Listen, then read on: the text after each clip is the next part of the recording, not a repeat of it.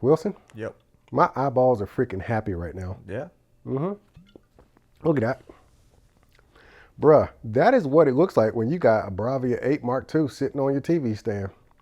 Dude, did I tell you how this TV got here? Not yet. Well, it came in a truck. That's how it physically got here. But, before I get into that, welcome back, guys. Welcome to New Stuff TV, the untechnical tech channel. I'm your host, Antoine, happy freaking eyeballs Richardson, because today we're going to be talking about the Bravia 8 Mark II. I got one. It's in my house. Oh, man, I'm so excited. I ain't going to be able to keep it together, Wilson. I got to tell you how it got here, though. So last week I had some work being done in my house, and like the guys were in the house working, and then this white truck pulls up. I'm thinking like it's the neighbor stuff. And then my wife says there's a truck in front of the house. I'm like, I know this. It's probably some neighbors getting some stuff, because I ain't expecting nothing. And then the dude knocks on my door and says, "Are you Antoine?" I was like, "Doggone right, I'm Antoine."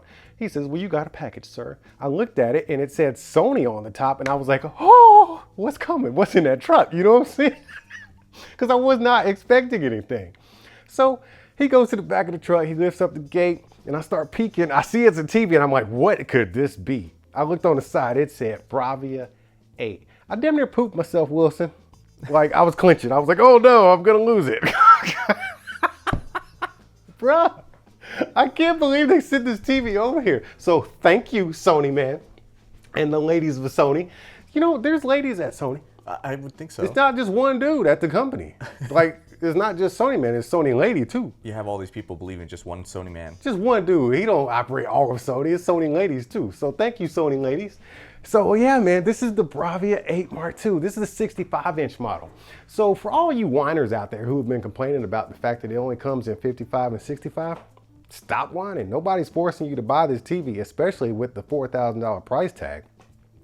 They have the Bravia 8, which is a fantastic OLED TV, and it comes in a bigger size and more sizes actually. This is the Mark II. It comes in 55 and 65. Get over it. The one complaint I actually do have though is, where's that remote? Where is it at? Okay, so this remote is the remote to the actual TV. This is the standard remote that Sony TVs come with these days, and that's what it comes with. This is Sony's premium TV right next to the Bravia 9, which comes with the premium remote. And this TV is also supposed to replace the Bravia, what is it? The X95L? 95L, that's what it is, A95L, which is just the big dog, it's the king of TVs, right? You get what I'm trying to say. We need a premium remote that comes with this TV, guys, ladies, and Sony man.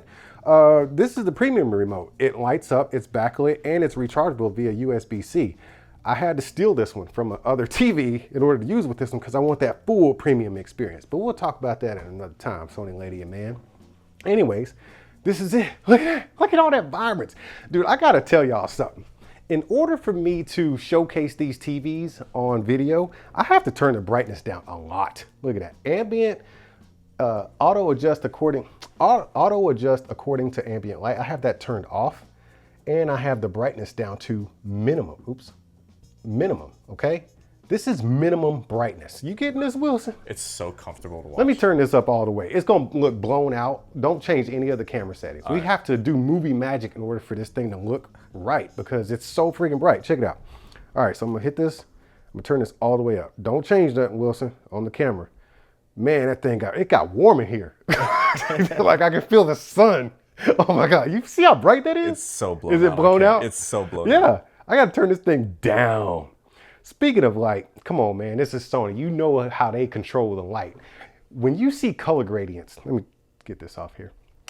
Color gradients, everything is just so freaking smooth, man. Everything.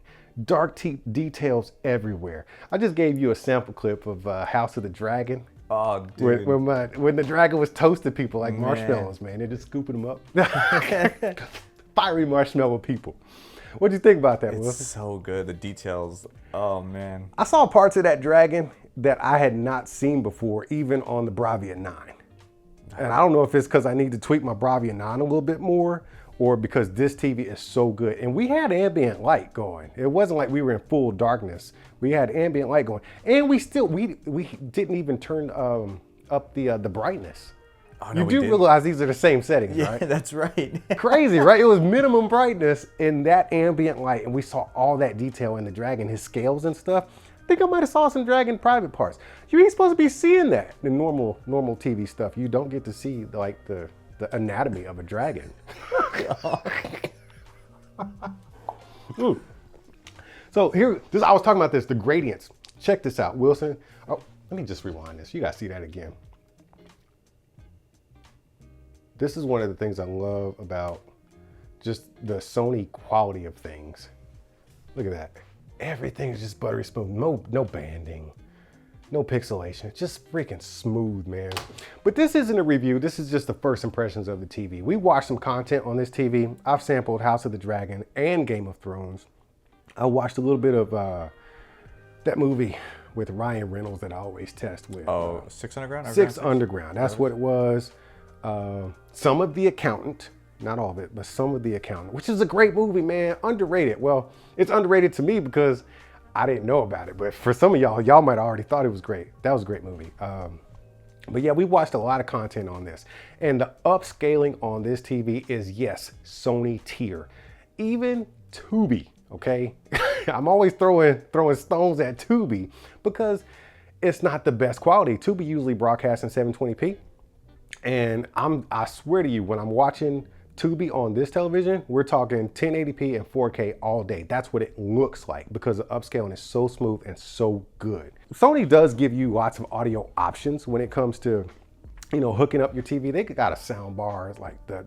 I would suggest if you're going to spend these kind of coins on this particular TV, you need to be working with either like a 5.2.2 surround sound or a Bravia Theater Bar 9 or a Bravia Quad. Dude, can you?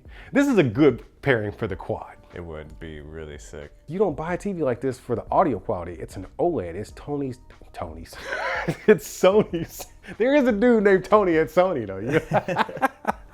Anyways, so it's Sony's premier OLED TV. I think Sony says we're gonna do OLED. We're just gonna do OLED. You know what I'm saying? That's it. Just OLED. Look at this, man. Dude, like, can we have a moment of silence for this picture right here? Oh, that was beautiful. Dude. Okay, anyways.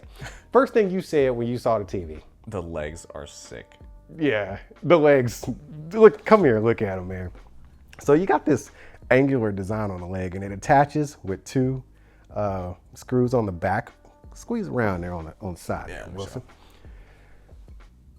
So that was new to me, how the legs attach.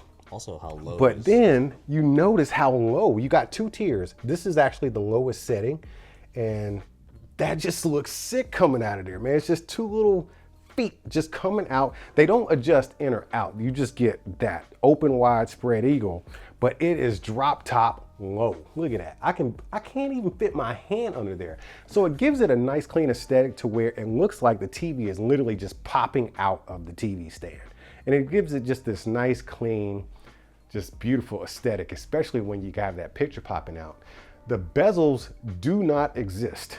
This is a metal frame and bezel, and it just really doesn't exist. We're talking like a millimeter, but there is a nice little border here that just kind of melts away. You know what I'm saying? Like when you actually sit back and look at the TV as a whole, you don't see the bezels at all, but you do see the actual border of the TV. No big deal there. Man, it's just, as far as hardware goes, since we're talking about that, come look on the side profile so we can see how thin this thing is.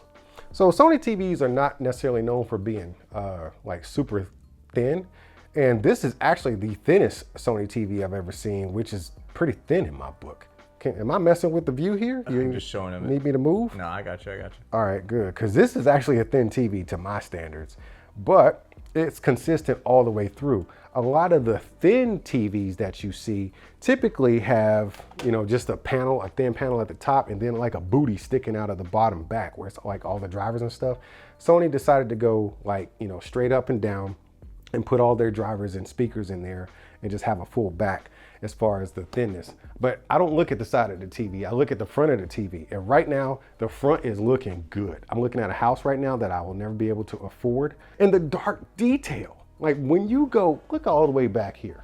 You probably can't see this on camera, but I can see like power lines, bro. You see the little power lines in there? Oh yeah. Dude, I think you can't really tell on camera, but you cannot see that on camera, but I can see these power lines. Wow, man. That's hands down the best TV I've ever had in this house, and that says quite a bit. What you think, Wilson? I would agree. 100%. And we're talking, I've had some Samsung in here, I've had some LG, I've had some Hisense, some TCL, I've even got a Bravia 9. And this is hands down the best picture quality. Now, I say Bravia 9, it's close, because the Bravia 9 is a beast, bro. We got to do a comparison. I will admit, I'm a little more envious that you have this TV over the Bravia 9. I don't blame you. Yeah. But we should see them side by side. We should definitely see these side by side. But as a first impression, this TV is literally, to me, it looks like the end all be all of TVs. A lot of people kind of throw jabs at Sony for doing some of the things they do, but I kind of lean toward the way they do things, and I love it because I feel like if technology hasn't moved the needle that much, like increments, nah.